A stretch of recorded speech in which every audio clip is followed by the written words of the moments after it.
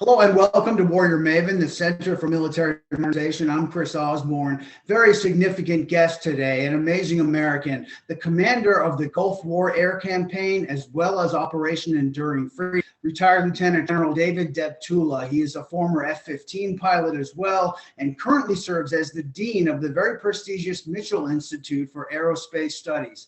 Sir, it's a pleasure to have you. Thank you for your expertise.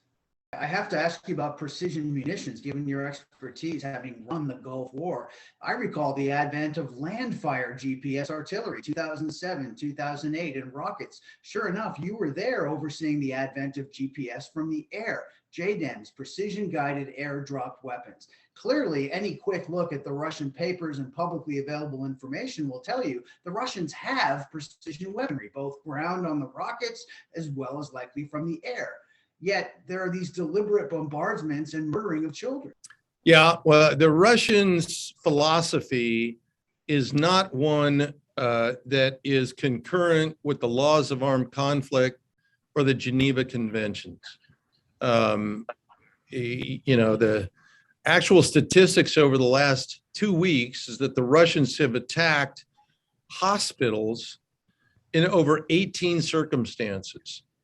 I'm here to tell you that I'm pretty certain that we're going to see Vladimir Putin in front of the International Criminal Court and prosecuted not unlike Milosevic because of their complete and total disregard of avoiding civilian casualties and, quite frankly, the intentional targeting of civilians and civilian infrastructure. So the Russian military is not interested in the precision use of the munitions that they have. Well, sir, what do you make of this? Thus far, the Pentagon consistently says there has been no air supremacy established. Some discussion about the effectiveness of Ukraine fighters and, of course, the addition of air defenses.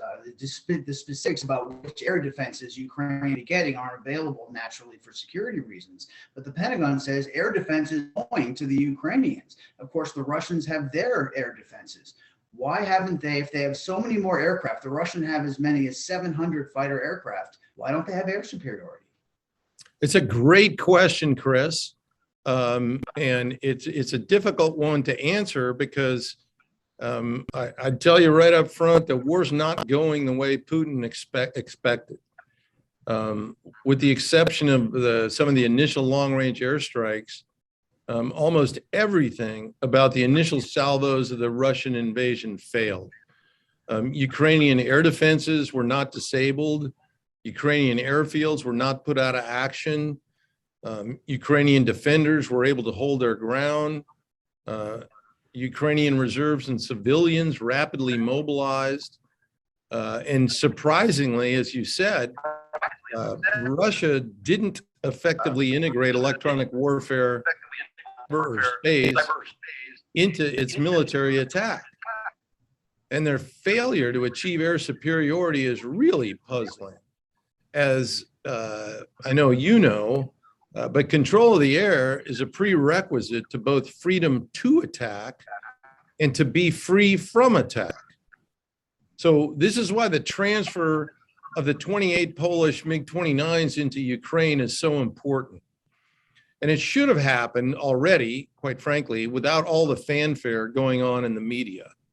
It should have been done quietly, with Ukrainian pilots taking the train to Poland, flying the jets back to Ukraine, painting over the fin flashes from Poland, and getting them into the fight. Once they were there, no one could know or tell which aircraft came from Poland. This isn't rocket science. Now, the claim that the fighter aircraft transfer was not likely going to change the effectiveness of the Ukrainian Air Force against the Russians is simply not accurate. The Ukrainians need them for sustainment of their air force. Because when you use fighter aircraft in combat and fly them often and hard, they tend to break. So the additional MiG-29s would help sustain the Ukrainian defense against Russian aggression. Now, I'm still hopeful that there will be an opportunity to shift those aircraft. And let me share with you an option that kind of parallels how the U.S. circumnavigated the U.S. Neutrality Act in its run-up to World War II in 1940. You might have read about in your history that because of the neutrality clause, the United States refused to directly deliver armaments to Britain at the beginning of the war. And then Winston Churchill called President Roosevelt and he begged for the delivery of the aircraft. So here's what the U.S. did. They told him that it wasn't possible to fly the aircraft directly. So what the U.S. did was move the aircraft to the U.S.-Canadian border, and then Britain took delivery of them by pulling them into Canada by horses and trucks. So the Poles could fly their MiG-29s to roads next to Ukraine, and Ukrainians could then tow them over the border. So that's an option.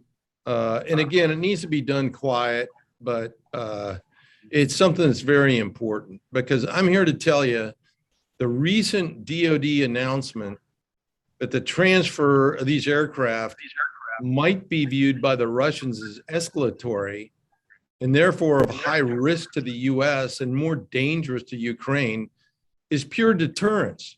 It's deterrence of the U.S. military by the Russians. And it's indicative of the significance of the decline of U.S. military power. If we transfer a pocket knife to Ukraine, Putin is going to object. A weapon system is a weapon system. So NATO right now is giving Ukraine rifles and missiles. It's time to give them aircraft that can help them immediately put to use defending their people as well.